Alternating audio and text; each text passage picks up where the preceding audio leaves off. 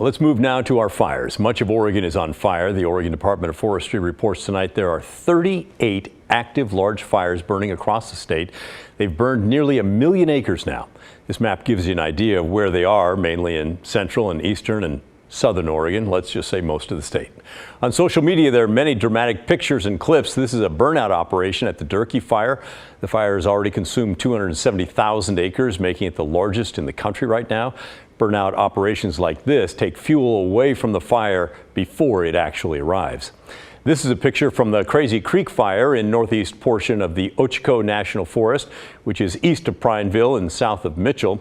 Tonight, it covers 10,000 acres and is 0% contained.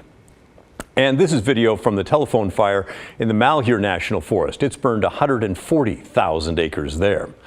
The Department of Forestry also put out this picture from the Poe fire in Klamath County. They wanted to point out what a great job the homeowner here did creating a defensible space around their home. See all that black there to the right? Well, if there were trees close to the house, that would be a very different story. So, good example there.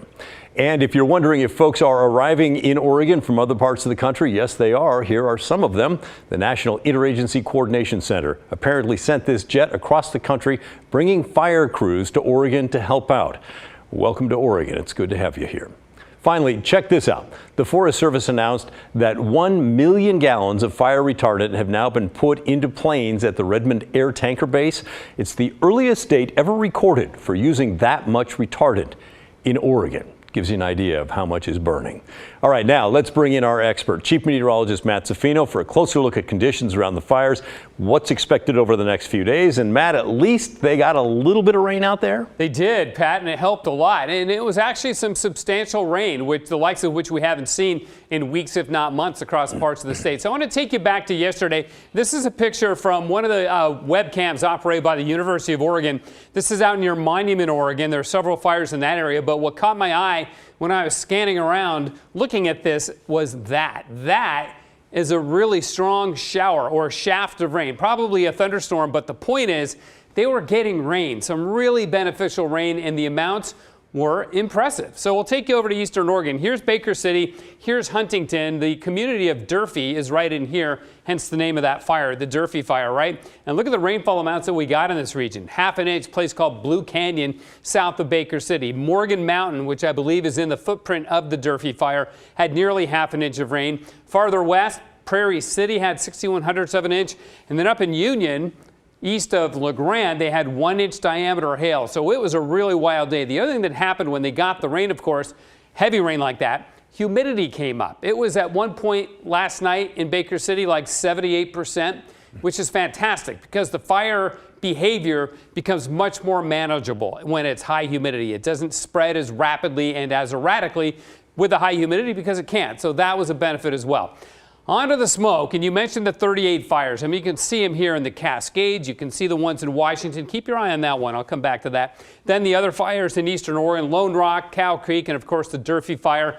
But this one, that's the Park Fire near Chico, California, and that one is just pumping smoke out across southeast Oregon. And when the wind shifts and we get more of a southerly flow, we will likely get smoke from these fires to our south. But tomorrow, we're going to get smoke from that fire drifting our way as we pick up some northeasterly winds in the mid-levels of the atmosphere. Now, I don't think our air quality will suffer because this will all be elevated smoke, but you'll see it, you'll notice it, it'll look hazy, right?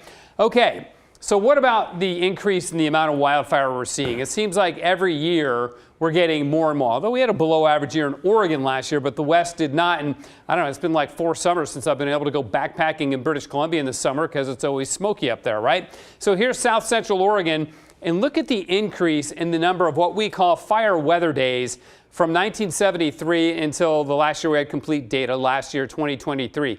That's an increase in 23 days. So what does this mean, fire weather days?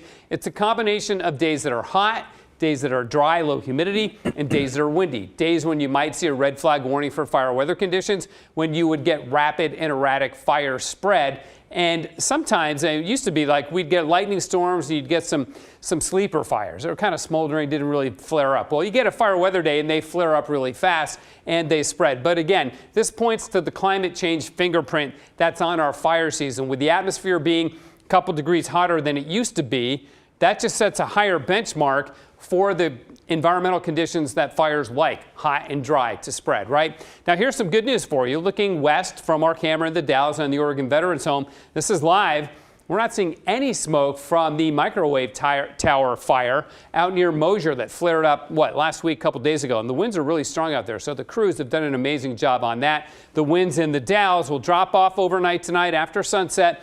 And this is fairly representative of what the winds will do in eastern Oregon as well. They're going to drop off tonight, and we catch a break from the strong winds tomorrow. Again, 38 fires burning in Oregon, as Pat mentioned, more in Washington, more in California, more in British Columbia. So it's burning up pretty good around the west these days. Again, we're going to get some smoke tomorrow, Pat, but it should just be a one-day deal. All right. Thanks for the comprehensive update there, Matt. You Great bet. stuff.